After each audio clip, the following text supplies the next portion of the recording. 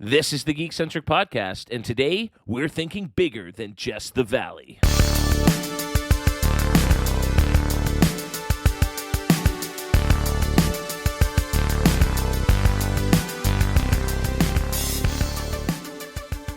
Welcome to the Geekcentric podcast, Ushi Deishi's Young and Old. My name is Kev, and today we're heading back to the San Fernando Valley to find out what could possibly top the excitement of the All-Valley Championships.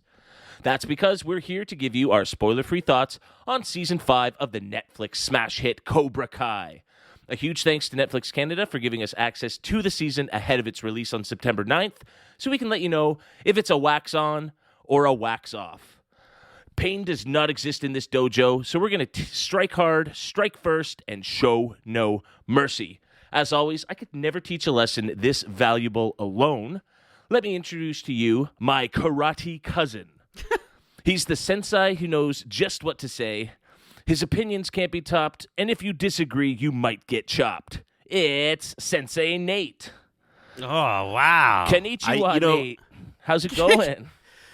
You know what? I'm doing pretty good, Kevin. Been watching so much Cobra Kai and getting a lot of karate action. I will say, though, I can't help but compare myself to a particular character who takes after an animal, and let's just say it's not Hawk.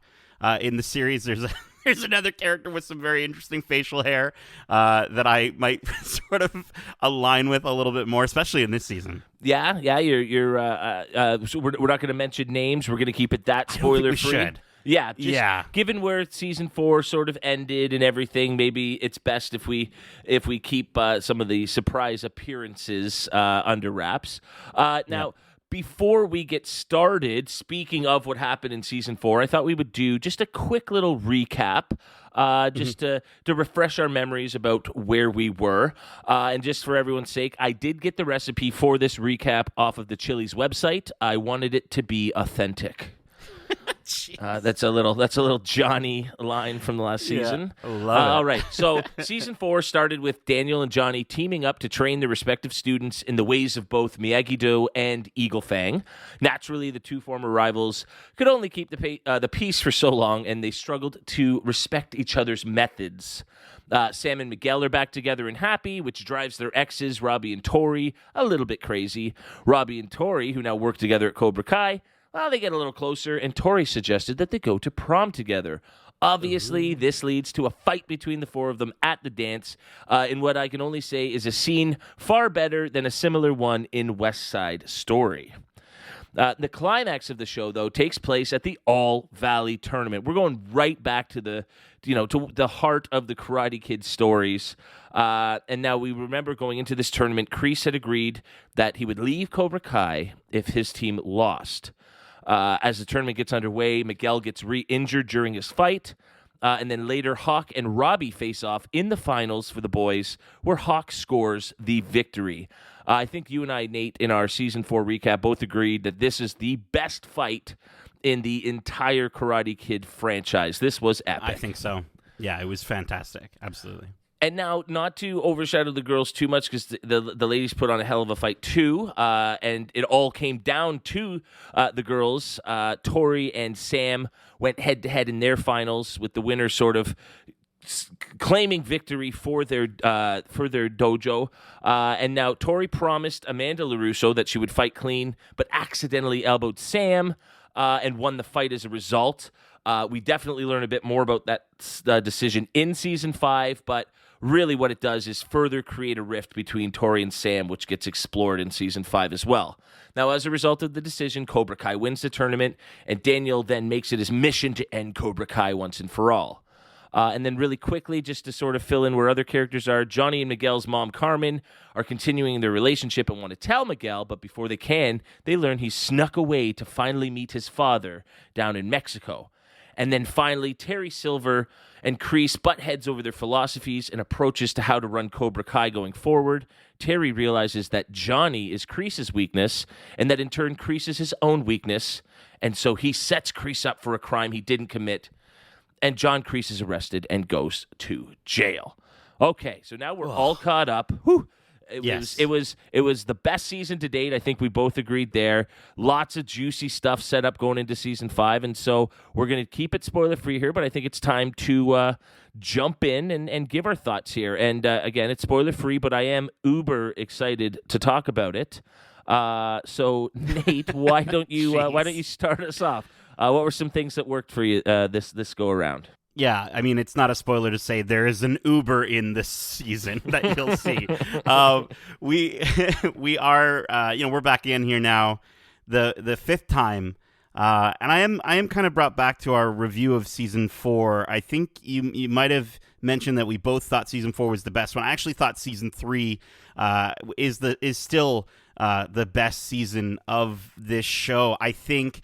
It's crazy that it was December of last year that we were doing the season 4 review. It's absolutely nuts how fast the show is being produced. And, I think even then we were discussing that maybe the show has lost some of its charm and some of its magic. And I think this season, unfortunately, yet again, does prove that to be the case. I think, after season 4, I was really looking forward to getting out of the dojo, getting away from the structure of the previous season, especially with them taking Miguel to Mexico.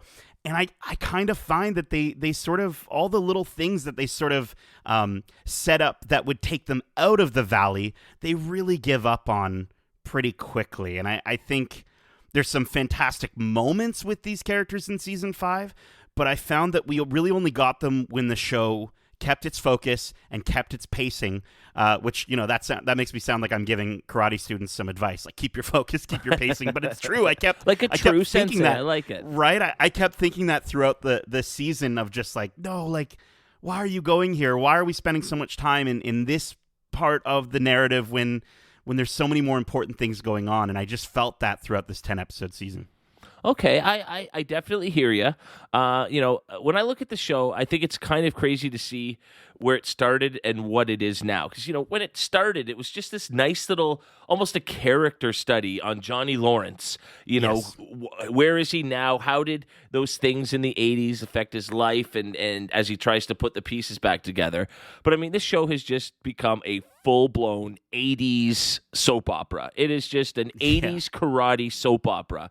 And, it's created its own silly little world where rules apply only to what a friend of mine, Justin Perwitsky, he says the show takes place in a karate town. And so, there aren't police. Nobody calls the cops for any of these terrible. It's just you settle your differences, you settle your beefs with karate, and that's a way of life for these people.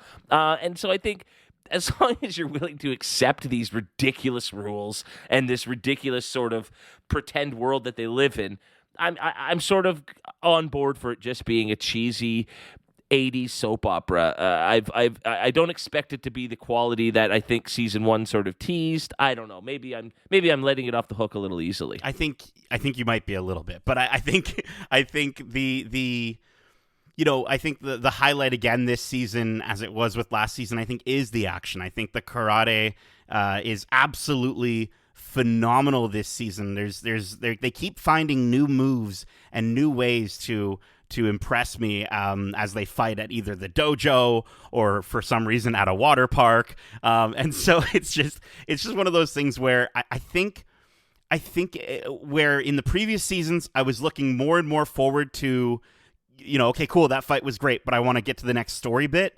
Here, I found myself just being like, okay, just get to the fight already. Let's just see this action go. Let's see the fist fly. Let's see the high kicks. Let's see the crazy, new moves that are focused on in this season, especially from our main villain, which I think was maybe the other highlight as well for me this season. Yeah, I mean, I think Terry Silver does make for a terrific bad guy. I think, the performance here from Thomas Ian Griffith is absolutely terrific here. And I was reading an article that talked recently to both Thomas Ian Griffith and Ralph Macchio about Macchio? Ralph Macchio about just how terrible Karate Kid 3 really is, and how it's amazing that they're able to still go back and pull so many elements from that and sort of get a redo on some of the characters and what happens there.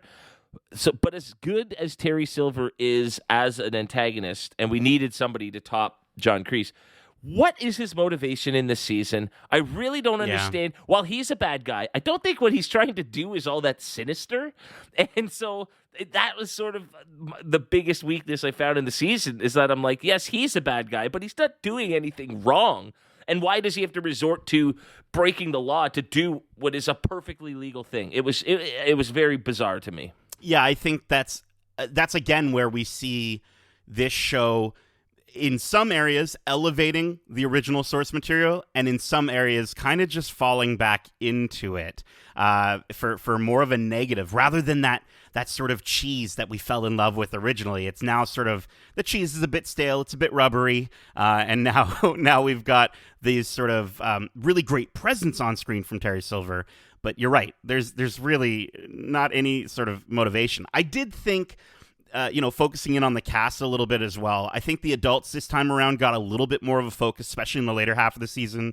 I really did enjoy seeing both Daniel and Johnny grow throughout the season in different ways than I expected. I think we kind of got to see them really go down sort of opposite paths. And I did find that to be pretty delightful. And I will say, speaking of delightful, Chosen, yes, absolutely fantastic. He's fantastic. He's my all-star of the season. He's so fun. Yeah. He brings so much. It's such a deviation from the character he played in number 2. But it works, he's almost had the kind of growth that Daniel and Johnny still are going through. And so he's almost like this older buddy mentor that's able to, he's at a stage where he's just having fun and loving life. He's approaching these situations where they're going in to fight guys with samurai swords, and he's just like, let's do it. This is going to be fun, guys. There's some great buddy moments. There's some cool team ups that you'd never think you'd ever see. For the fan servicey parts of the show, I think this season really does nail it. You get some old school Johnny Lawrence towards the beginning of the season where he's doing things his way, and it's not the right way at all, but it's at least fun to watch. Although I do not condone drinking and driving. Let's just get that straight here. And I think it was weird that the show almost turned drinking and driving into a joke. Okay with it. That was a bit too 80s. It's like, let's not poke fun at that too much. Well, I think even in other areas of the show, besides that necessarily, it did get a bit darker than I think we've seen in past seasons as well. I think there were more swear words than I was used to, a lot more Fs, a lot more few S's, F-bombs in there, yeah. Right?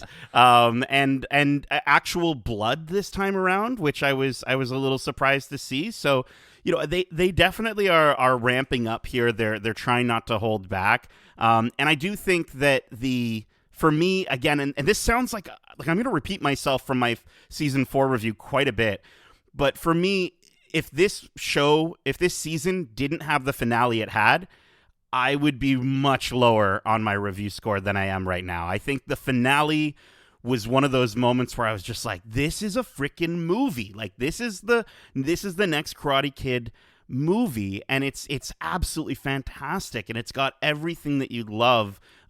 Because I think, again, when these writers focus in and they really put like the main narrative at the forefront, those are the moments where this season really shines. It's all this stuff in between where I'm just kind of like, I don't know if they needed to have this be 10 episodes this season. Maybe it could have been 6, honestly. And I think it would have been better for it. As fun as it is to see some of these goofy moments, and as fun as it is to kind of have a laugh with some of these moments, we've seen them before. We've seen a lot of these moments before. And there's, at a certain point, Sam in the season is very much, she's over all the relationship drama, and she's over all the karate drama. She's just done with it. And I kind of felt like her in that moment. I was like, I wonder if I hit the collective ceiling on this series for myself, where I'm just kind of like, I don't know if it's worth it anymore, but I don't know. I know I'm going down a dark path here, Kevin. It's okay, but I think you're right. You said two things here that do sort of hinder the season a little, and that's that they set up this season to go in different directions, and so many things are resolved in those first 2 episodes But then before we kind of get into the real heart of what this season's about, there's a lot of wheel spinning in the middle. And I do remember you saying a bunch of that, a bit of that happening last season as well. It was once the All Valley got going and we were in that and it was the climax of the season, it was great. It was awesome. But that build up, it does lack a little bit of momentum building. It just sort of does seem to stall out, waiting to get through 2 or 3 episodes in the middle before then going back up the hill. And yeah, I think if they had spent a bit more time on those plot lines that they set up from season 4 to start the season, and that sort of carried us into that halfway mark, and then we could have moved on from there. It would have been better for the characters, especially the kids, because again, you mentioned that the adults really do get a lot of the time here to grow, and I did like that because it was a bit of a change from the last couple of seasons. And I mean, we got to remember where it all started and who this show really was about when it started, and that is Johnny and Daniel. Mm-hmm. And then you mentioned how it got darker, and I think the only issue with how dark it got, I mean, these people are fighting with deadly weapons, trying to kill each other. We have gone from just a few chops and maybe some broken limbs to like, they are trying to kill each other. And I just wish that the reason was a bit more nefarious. I really wish that they had life and death to fight over here. And really, it isn't life and death what they're going at each other for. And so that when the stakes aren't there, the action maybe doesn't resonate as strongly. So it definitely stumbles a bit to really make a point that I think it's trying to make. Unfortunately. We're kind of plowing through here, and you certainly have a bit more negative to say than positive. Is there any sort of quick little tidbits you want to throw in before we wrap up, or are you ready to just sort of give your score and finalize I'm not ready. things? You know what, Kevin? I'm not ready to deliver the finishing blow just yet. I do want to just also shout out, like, here's the deal. I know I'm sounding negative. This is some of the best cheesy B-level TV out there. And so for folks who aren't tired of it yet, who haven't hit that ceiling like Sam and I have in this season, I think there's a lot to still love in the show. I still think that this show is incredibly, as I said last season, it's incredibly watchable. It's something you can put on, you can have fun, you don't have to think too hard about it, and that's okay. We need shows like that, just like we need our Westworlds and our Game of Thrones. But I think I just feel like creatively there's so many moments that they show in this season where I'm just like, well, that's kind of like last season, and that's kind of like season 3. And I just wish that they sprinkled in a little bit more new stuff in order to wow me. I don't know. I think there's a lot of filler. I don't think this needed to be the 10 episodes that it was, but yeah, I don't know, man. I want better for it. I totally hear what you're saying in terms of it being that cheesy B-level show. And I do think what works for those shows is an attachment to the material. I don't think this really is elevated any more than like a typical CW show of this kind of ilk and this kind of nature. And so it's like a soap opera. People watch soap operas for 30 years, and it's the same crap happening every year, over and over again. And I just think if you like the setting and you like the characters, you're willing to sort of watch them go through the same routines over and over again. And now that isn't to say that I hope that if they do continue going forward, that they do find a way to freshen things up. I just don't know what that could be, other than the addition of a character from the 4th Karate Kid movie. I swear, if she doesn't make an appearance at some time here, I'm not going to be a happy camper. And I really do think that is the next level that they could take this thing to really bump it up and keep momentum going forward. You think we're going to get the swank? You think the swank is going to fly in? Like, you think listen, it's gonna happen? Hillary, you got your 2 Oscars, okay? You've done really well for yourself. But, like, I've seen you in a few movies that seem like fun projects for you. And I think she's gone on record to say that she hates that she was in Karate Kid, and she hates that that's on her resume. But look at what it did for I keep forgetting his name here. I keep wanting to call him Terry Silver, but look at how Thomas Ian Griffith said it was a stain on his resume and almost hurt his career back in the late 80s. But now coming back, it's almost a fun experience to get a second crack at the character to do something right with it. And so, honestly, man, do it for the fans, Swank. Do it for the fans. Yeah, and you can laugh at yourself, right? I think that's the biggest thing is we can laugh at those moments where maybe we didn't make the right choices, from a career standpoint, and that's okay. I think that would actually add enough refreshment for me to be like, okay, I'm back on board. I'm back on board. And it could be, her character and Daniel fighting over who was more true to, or who believed in Mr. Miyagi more. You could have them start off on the wrong foot. There's tons of stuff they could do to really to freshen it all up. So who knows? Totally. Who knows what season 6 will hold? But without giving any spoilers, I do think it's pretty safe to say that based on the success of the show, we will be getting at least another season down in the San Fernando Valley. But yeah, all right. Well, I think it's time that we sort of wrap things up, give our summary. And now today we're going to be scoring on a scale of 1 to 5 unbroken ninja eggs. And now, trust me, this will make sense once you watch the season. But I wanted to give a little shout out to my boy Chosen.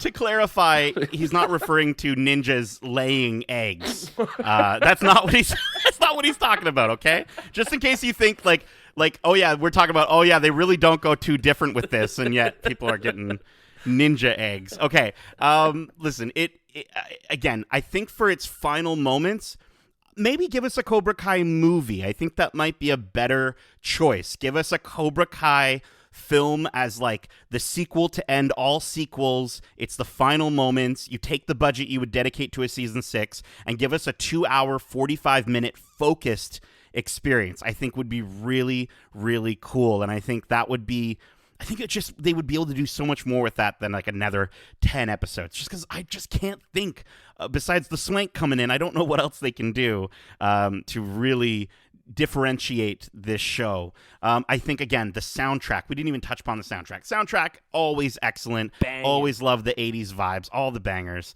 I think the action, as we said, is phenomenal. There's a new move that's introduced later in the season, I'll throw out as a little tease, that is just fantastic. It's so cool to see it and see how they legitimize it, essentially. And I just think that the finale is the main reason to watch this season. Obviously, you can't skip directly to the finale because you'll lose you'll be very lost as to what's going on. But I don't think this needed to be 10 episodes, as I was saying. I think this was a bit of a wasted opportunity to take these characters in entirely different directions in where we left them in season 4. And so I think it just, I don't know, they just did a lot of the same things again. And I get what you're saying, Kevin, that there's a lot of people that like that sort of thing. It's just, that's not for me. I feel this review is exactly what I said a year ago, where I'm still entertained by the show, but aside from its finale, it just didn't wow me enough. I don't know. I'm going to give this 3.5 out of 5 unbroken ninja eggs. Same score as I gave last season. Nice. Okay, so you're right around the same levels. Okay, so you haven't dipped at least. You're just getting tired of riding at that same level. You want them to spike you back up a bit. I think that's a fair score. I definitely had a bit more fun with this season than you did. It's certainly not the best season of the show. I just continue to find it amazing how much fan service they're able to do for those original movies. They're constantly finding new material. We're bringing back friends from side characters now, who had 5-10 minutes of screen time, and it's like, oh, that guy's back now. She's back now. I just think it's awesome. But we still do need that big main leading character to really finish off the saga. I think if you've brought so many of these characters back, you need that crowning one. But we'll stop beating the Hillary Swank horse here. What I loved about the season was that the old guys kind of took center stage for a lot of the season, and that was a nice change of pace after the kids sort of being the center of the plot with the All Valley tournament last season and everything. Johnny and Daniel have some great character growth, and then, as we said, the addition of Chosen to the dynamic just adds another layer of both maturity and camaraderie to their story. The main storyline is not nearly as logical as a simple, straightforward win the tournament sort of thing that we've gotten in the past. It really, really doesn't make all that much sense, and as a result, the stakes just don't feel as engaging as previous seasons have. I'd say this is the campiest storyline we've gotten so far. But as I mentioned, the show's just sort of established itself to such a degree that it almost doesn't matter. This is a campy little karate world we're living in, and so I just sort of expect the cheese now. And again, maybe that's unfair to let them get away with it. But again, I'm just having so much darn fun with it. I almost don't care. And normally I am a stickler for this sort of thing. So I don't know what it is about Johnny Lawrence and his beer drinking ways that just he's my brother, and I'll support him to the end. There you go. So, at the end of the day, the season doesn't always work, but when it does, it's friggin' awesome. And so, I'll always come back if 2 or 3 of the episodes are just absolutely bitching. I'm down for another trip to the Valley for another season or 2 to see this story sort of close off in a nice way. So I'll go a little bit higher than you did here, Nate. I'm going to go with a 3.8 out of 5 unbroken ninja eggs. Don't worry, not going crazy. There were definitely flaws, and I think we've talked a lot recently in our reviews about how a bad guy is so integral to making something like this work, and when their plot doesn't work, when it doesn't make sense, that can really hinder something, and for me, that was definitely the biggest weakness. Yeah, his performance was fantastic. Stellar. But the writing for him, and Kreese is great in this again. Kreese is terrific. Again, I think all the performances do exactly what they have to do. One more really quick shout out. One more really, really quick shout out here. It's not relevant to the quality of the show or anything, but Ralph Macchio is 61 years old. That man looks absolutely phenomenal for his age. Yeah. Phenomenal. And then William Zabka's hitting about 58. He looks terrific. Those guys, they must actually do karate to stay in that kind of shape. And if that's the case, I'm taking it up. I'm pulling up. I'm dusting off my old white belt that I had from when I was 9 years old, and I'm getting back into it for sure. Yeah, you'll wear it as a bracelet, maybe? Is that what you're thinking? No, I don't know. I was a pretty big kid, man. I might still be able to tie it around. Okay, I'd at least get it around a thigh. But there you have it. That is our spoiler-free review for Cobra Kai Season 5. Thanks again to Netflix Canada for the advanced screeners. And a huge thanks to you for tuning in wherever you listen to podcasts. If you haven't already, be sure to subscribe and leave us a glowing review, or we might have to pull out and sharpen our twin size. Ching ching! As always, we'd love to hear from you. What storyline are you most intrigued by going into this season? Do you think this is the season Cobra Kai is finally defeated? And you know what? After you've watched the show, we'd love to know where you think this season ranks versus previous seasons. As you know, you can hit us up, or should I say chop us up, at wearegeekcentric@gmail.com. Or if that's a little bit too much like Terry Silver's greasy ponytail, hit us up on Twitter at GeekcentricYT and on Instagram at wearegeekcentric. As always, we have tons of great content on the podcast channel, just dying to be heard. Most of the Geekcentric team recently attended the annual Fan Expo convention in downtown Toronto, and I'm telling you, these guys put together the best coverage of the event you are going to find anywhere. We've got some fun hype reel videos on the Instagram, and definitely go over and check out the YouTube channel where you can get exclusive interviews with 6 of the most talented artists and creators in the game today. But also check out the podcast where the gang recaps all of the fun and excitement they had over the weekend in Toronto. Speaking of the podcast, we also have our ongoing weekly watch club for Disney Plus's She-Hulk. And then coming up, we'll have our spoiler-free review for Cars on the Road and the live-action Pinocchio, which are both coming to Disney Plus very, very soon. And finally, returning after a few weeks off, we're bringing you all the latest in news, trailers, and so much more, specifically from D23, when we return with This Week in Geek. But until then, before Sensei Johnny yells, "Silence!" we should wrap this up. Nate, thanks for joining me. And as we say... I'm afraid to say anything now. Love ya. Get home safe, guys.